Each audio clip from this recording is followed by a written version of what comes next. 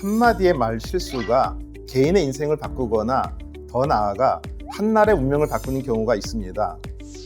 1989년 11월 9일 당시 동독 사회주의 통일당 정치 국원인 빈터 샤보브스키는 말 한마디를 실수했고 이 실수가 갑작스런 독일 통일의 기폭제가 되었는데요.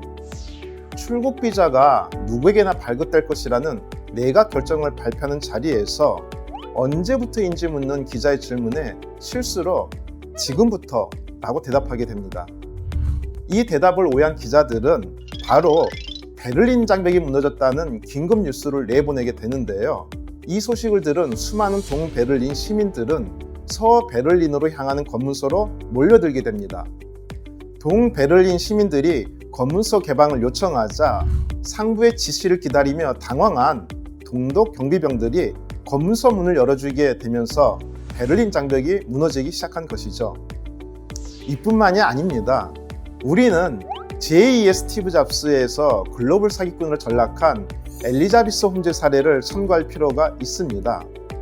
실리콘밸리 스타트업 창업자였던 엘리자베스 홈즈는 피 한 방울로 수십 가지 질병 검사가 가능한 에디슨이란 진단 키트를 발명해 성공 신화를 이뤄냈는데요. 하지만 월스트리트 저널의 심층 취재 전문가 존 카리우 기자는 발명품의 원리를 주먹구구시로 설명하는 그녀의 인터뷰 내용에 의구심을 품게 되고요. 엘리자베스 홈즈가 CEO로 했던 테라노스를 취재하게 됩니다.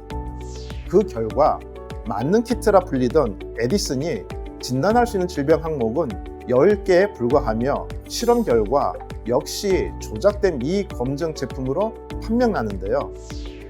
이에 그동안의 인터뷰 및 보도 자료가 지어내거나 불풀린 내용임이 탄로나게 되면서 실리콘밸리 신화라 불리던 그녀의 명성은 하루아침에 무너지게 됩니다.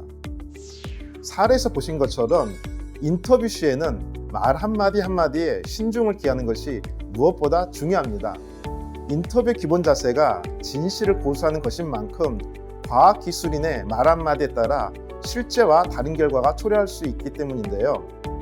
인터뷰를 진행하다 보면 대답하기에 난감하고 실수를 유발하는 어려운 질문 및 다소 공격적인 질문과 마주하는 경우가 많습니다. 그렇다면 공격적 질문을 받았을 경우에는 어떻게 대처해야 할까요? 지금부터 그 대응 전략에 대해 살펴보도록 하겠습니다. 첫째, 부정적 질문은 긍정적 질문으로 바꿔서 대답합니다. 원전이 터지면 엄청난 피해가 발생하지 않나요? 라는 질문에 어떻게 대응할 수 있을까요? 네, 그렇긴 하죠? 하는 수긍적인 답변보다는 다른 답변이 필요합니다. 원전이 터지면 피해가 발생하기 때문에 그에 대한 조치가 훨씬 중요합니다. 라는 식으로 핵심 문제에 관한 적절한 조치 방법을 제시함으로써 유연하고 긍정적인 분위기로 전환할 수 있습니다. 둘째, 조직에 대한 부정적 질문은 범위를 넓혀서 대답합니다. 예를 들어서 A사가 이번에 초과 근무를 시키지 않았나요? 라는 질문을 받았을 때는 네, 그 점은 잘못한 점입니다 라고 인정을 하면 안 된다는 것이죠. 그보다는 지금 말씀하신 것은 업계 전반적인 문제를 지적해 주셨는데요 라고 말함으로써 업계 문제를 넓힘으로써 A사가 감당할 책임을 분산시킬 수 있습니다.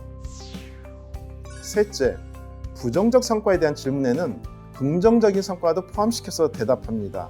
또는 긍정적인 성과를 먼저 제시함으로써 부정적인 성과를 줄일 수도 있습니다.